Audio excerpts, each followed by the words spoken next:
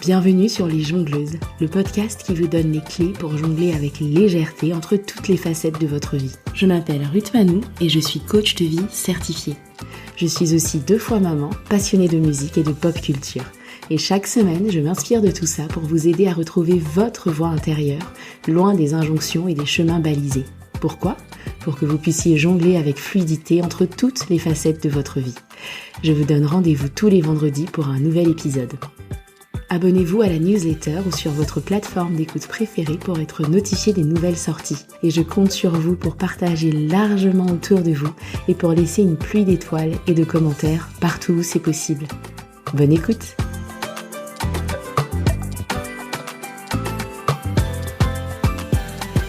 Hello tout le monde! J'espère que vous avez passé un joyeux Noël si vous le fêtez et j'espère aussi que vous vivez cette période de l'année d'une façon qui vous correspond et qui vous convient. Si au contraire elle est source de tension et de difficultés, je vous envoie tout mon soutien. Beaucoup de personnes font référence à la charge mentale à cette période de l'année ou encore aux relations avec les proches tendues et compliquées.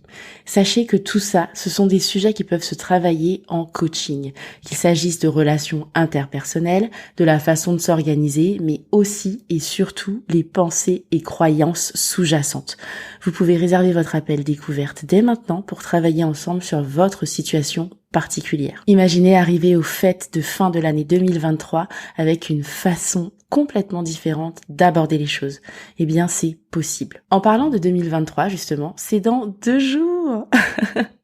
Et 2023 marque les 3 ans d'existence du podcast. Si on m'avait dit que je serais encore là 3 ans plus tard, je suis pas sûre que je l'aurais cru. Et encore moins si on m'avait dit que j'allais sortir un 2e podcast. Et pourtant, je suis toujours là, vous êtes toujours là, et de nouvelles personnes continuent à arriver et à s'abonner au podcast. D'ailleurs, est-ce que vous êtes abonné ? Si ce n'est pas le cas, cliquez tout de suite sur le bouton, comme ça vous êtes sûr de ne rater aucune sortie. Pour le dernier épisode de l'année, je vais partager avec vous 3 pensées qui me sont venues en faisant le bilan du podcast. 3 pensées pour 2023. Et si je les partage avec vous, c'est que ce sont des idées, des enseignements qui sont applicables à tous les aspects de nos vies de jongleuses, bien au-delà du podcast. Et en plus, vous faites partie de cette aventure. Alors ce n'est que justice de partager avec vous les enseignements de notre aventure commune. Vous êtes prêtes ? C'est parti ! La première pensée que j'ai envie de partager avec vous, elle est valable pour vous et je compte bien me l'appliquer à moi-même dès maintenant, c'est arrêtons de nous juger aussi durement. Évaluons-nous plutôt objectivement. En faisant mon bilan, j'ai regardé ma production d'épisodes. Au moment où je regardais mes chiffres, je me suis aperçue que j'avais été absente la moitié du temps. Un peu plus de la moitié du temps même. Que ce soit sur le podcast ou sur les réseaux sociaux. Oh, qu'est-ce que je me suis blâmée pour ça. Je me suis flagellée. Mon mari avait beau me rappeler les circonstances, complètement valides, qui expliquaient ses absences, rien n'y faisait. Je me suis jugée et je m'en suis voulu. Ça, c'est jusqu'à ce que je vois la rétrospective chiffrée de mon hébergeur de podcast. Et cette rétrospective, elle montrait que malgré mon absence, mon podcast avait grandi. 70% d'entre vous avaient découvert le podcast cette année. Pendant que je me jugeais, je ne voyais pas tout le travail que j'avais accompli. J'ai produit plus de contenu que 80% de podcasts de ma catégorie, en étant absente la moitié de l'année. Et c'est vrai qu'on n'est qu'à l'épisode 37 de cette version, mais en réalité, depuis le début du podcast, nous en sommes à 68 épisodes de podcast. Et en regardant les choses comme ça, tout de suite, ça change la donne en termes d'état d'esprit. Donc, si dans vos rituels de passage d'une année à l'autre, vous avez l'habitude de vous évaluer, très bien, continuez, mais assurez-vous que vous le faites de la façon la plus objective possible et non pas à charge contre vous-même. Alors bien sûr, identifiez les éléments sur lesquels vous estimez que vous n'avez pas été à la hauteur, avec des gros guillemets sur pas à la hauteur, et puis tenez compte des raisons explicatives, vraiment. Parfois, elles sont très factuelles, elles sont concrètes, mais parfois ce n'est pas le cas et ça ne veut pas dire qu'elles ne sont pas valides pour autant.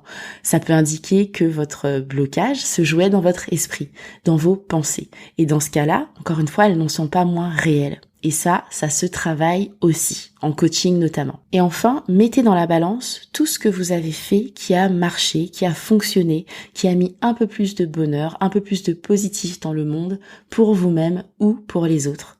Et là, vous aurez une vraie évaluation et pas un procès à charge contre vous-même par vous-même. On arrête, on laisse ça en 2022, s'il vous plaît.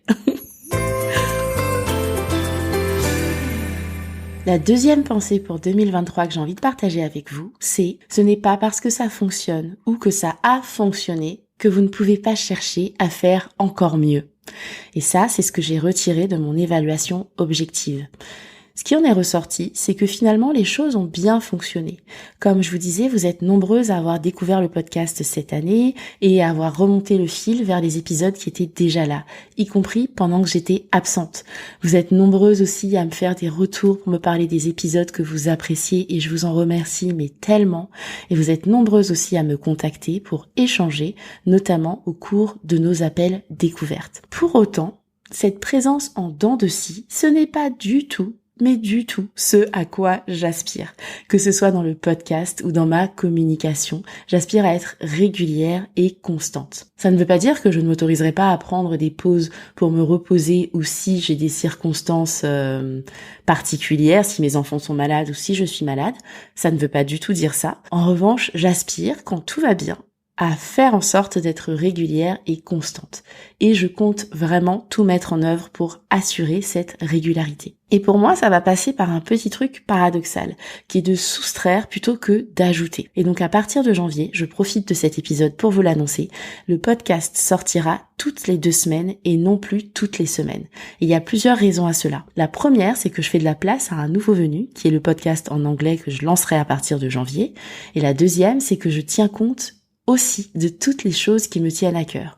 Mon repos, ma santé, ma présence pleine et entière pour ma famille et mes clientes quand je suis avec eux ou elles. Et la troisième raison, c'est qu'en me laissant plus de délai entre les épisodes, il me sera plus facile de les anticiper et de les produire à temps pour nos rendez-vous bimensuels. Et alors vous, que donnent vos objectifs si vous y rejetez un coup d'œil en soustrayant plutôt qu'en ajoutant, en tenant compte de la vision globale et en approchant les choses avec de la douceur et du soin pour vous-même? La troisième et dernière pensée pour 2023, c'est que la communauté peut avoir un pouvoir énorme. Alors je vous invite à bien choisir qui fait partie de la vôtre. Une des choses qui me frappe le plus avec le podcast, c'est ce sens de la communauté que j'en retire. J'ai été profondément émue et touchée des messages que j'ai reçus quand j'ai annoncé que je faisais une pause. Et aussi quand j'ai recommencé à podcaster ou à poster sur Instagram. Du soutien, de l'encouragement, de la joie partagée. Et vraiment, ça m'a touchée, ça m'a émue. Donc déjà, je tenais à vous en remercier parce que tout ça me vient de vous. Et puis la communauté du podcast m'a aussi permis de faire de belles rencontres et de travailler avec mes premières clientes. Sans compter que j'ai vu dans la rétrospective de mon hébergeur que j'avais une communauté qui joue pour moi, même quand je ne le vois pas. Parce que votre façon privilégiée pour partager le podcast est par WhatsApp ou par envoi de liens. Autant de choses que je ne vois pas sur Instagram.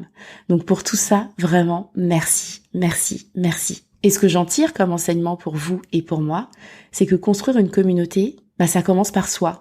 C'est la personne que vous êtes, c'est l'expression la plus pleine et entière de vous-même qui va attirer à vous votre communauté anabolique, qu'elle soit professionnelle ou dans votre vie privée. Ensuite, à une échelle plus proche de vous, si on pense cercle privé ou garde rapprochée, comme vous préférez, construire votre communauté, ça passe aussi par le fait de définir le type de personne dont vous avez envie de vous en tirer. Alors, on va pas non plus faire de checklist ou d'entretien de motivation ni quoi que ce soit, c'est pas de ça qu'il s'agit, mais juste voilà, avoir une idée des valeurs communes que vous partageriez. Et puis aussi les red flags, bien sûr, tous ces comportements que vous choisissez de ne pas tolérer dans votre entourage proche. Tout ça, ça va vous permettre de faire preuve de discernement dans la construction de votre cercle privé et de ne pas y laisser entrer n'importe qui.